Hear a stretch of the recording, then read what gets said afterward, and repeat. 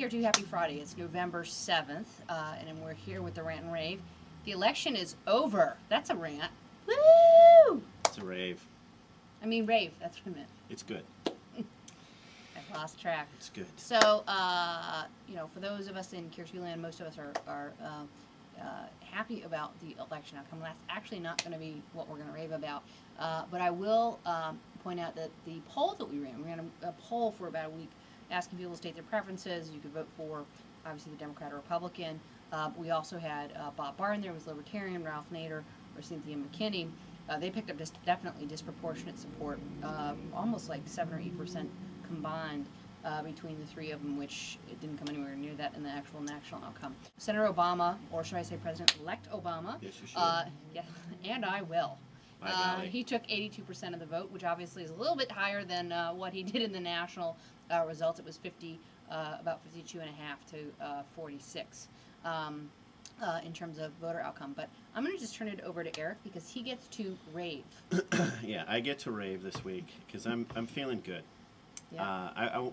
So a friend of mine from England who just got his citizenship, but he hasn't been sworn in yet, so he couldn't vote yet. But he got his citizenship so he could vote. So I took him along with me to volunteer to drive people to the polls on Tuesday, and I was anxious. I was, like I think many of us, so worried that things were just going to, machines weren't going to be working. There would be catastrophe. There would be intimidation and violence and who knew what. But I mean, I was just really anxious, and what I saw was it was amazing. We drove, a 28-year-old African-American woman to vote for the first time, and she could not sit still. She was bouncing up and down in the seat on the way to the poll. She was so excited, and it was awesome. And then later in the day, an 82-year-old lady, and it was not her first time voting. She was an active voter, but she was filled with joy as well. And so it was so cool to see these people, how happy they were, and to not have that be tarnished and tainted by any of the voter suppression and the electric voting machine errors and all the stuff that people worried about and that were so problematic in the last two elections. It didn't happen, and I'm ecstatic about that. We had a peaceful election that made a powerful statement to the whole world about what America is, who Americans are, and how democracy's done when it's done right. And it was just amazing. And I mean, there were some problems, just to be clear, but it wasn't nearly as bad as people had forecast or been concerned about. Yeah, there's still stuff going on in Georgia. It certainly wasn't perfect. Yeah, but no, I agree with you. I totally agree with you. So despite the victory at the top of the ticket, expanded gains for progressives across the board in the House and the Senate, across state legislatures, Democrats and progressives won pretty handily in various states, and most progressive ballot measures, or I should say anti-progressive ballot measures, were defeated. A lot on the reproductive health front were defeated across the board. A lot of anti-labor stuff was defeated across the board. But unfortunately, and many of you have seen this, and we've written about it a little bit on Care2, Proposition 8, which was a constitutional amendment in the state of California to overturn the right of gays and lesbians to get married, passed by a relatively narrow margin, about 52.5% to 47.5%. So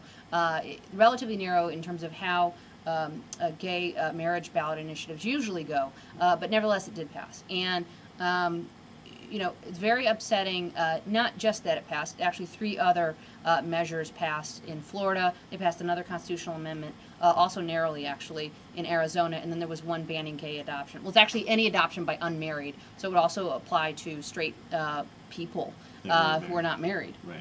So if you were a single person who wanted to adopt a kid. Where? In Arkansas. In Arkansas. So those passed, but the thing that was disturbing to me personally about California was that you were talking about literally taking away this right from people who had been granted it. It had been established in California that they had those rights. Right, you're talking about roughly 20,000 couples that were married when it became legal in June, and now they've had that stripped from them. It was the most expensive ballot initiative in history, $73 million, and that was roughly spent equally between the pro and anti side. But it's really It's really upsetting, and the number that struck out that stuck out to me was when we looked at the exit polling. 70% of African Americans voted for this measure, and it far outpaced any other, I would say, traditionally Democratic or progressive constituency. Nevertheless, very disappointing day. A lot of folks are very upset about it. There's already been a lawsuit filed, and it's very arcane, but basically it has to do with the fact that ballot initiatives cannot be used to revise the Constitution versus amend it, and it's all legal arcana. It's unclear how that'll come out. And there's already a movement, particularly on the internet, to get a proposition on the ballot for 2010 to basically repeal the repeal. We'll see how that goes. But it was sort of a disappointing day in a day that was otherwise really great for progressives and progressive issues. So that's yeah. Yeah. So not a perfect day. I mean, that's America. That's democracy for you.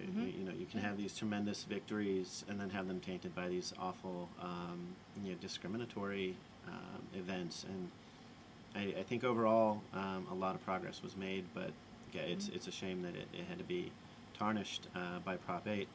Nevertheless, I think I speak for everybody, I think across America when I say, we're glad the election's over. Yes. And now hopefully we can all come together and work together as Americans to deal with some huge challenges that we're facing, including the economy, including two front wars and a really tricky international environment.